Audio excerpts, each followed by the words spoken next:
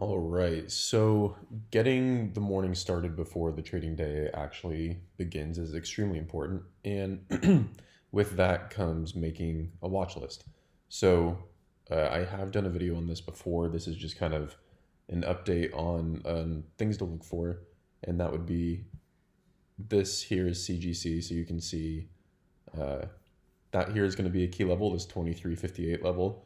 And so I would just make it a round number just because if it can, there's going to be people, at all round numbers who are trying to take profits. So 2360, I'd feel more comfortable if it could clear that than I would if it could, clear 2358. And then 2320 is where I have four puts. So that's right under these candles here. And that is critically under this support here. So we have these two levels here, 2320, 2360.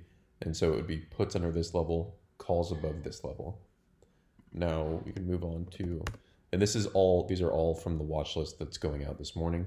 You can see here, this is a bull pennant forming on DraftKings. And so where I would feel comfortable entering calls is right up here. So 23 or 49, 20 actually. So if it can break above this, then I would enter calls.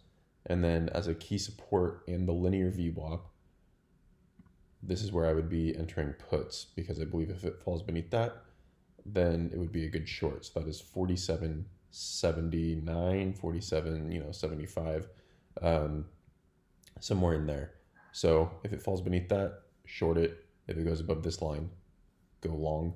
And then keep in mind, I am paying attention to this volume graph as the day goes. So you can see we had a spike in volume here.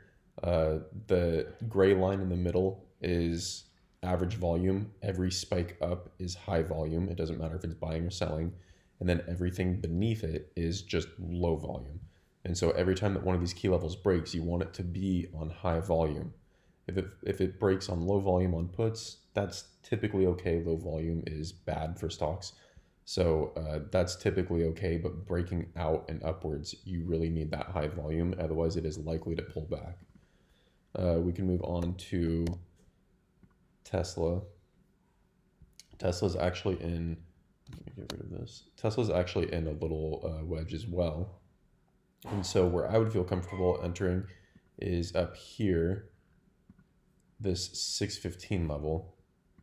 And then again, this kind of 603, I would actually do it right here. So about 605, 604.50. So it's about a $10 wide put call, area that it can move in before you enter anything, which that's generally what I do for Tesla.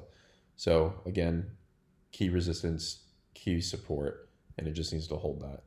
And then for the last one, let's run over Roku. So Roku, I'm actually sad I didn't enter this yesterday, which I had planned on.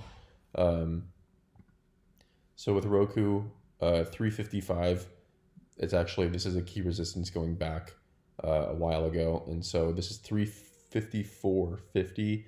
I'm just making it 355 because again, it's a round number. I want to make sure that it can clear that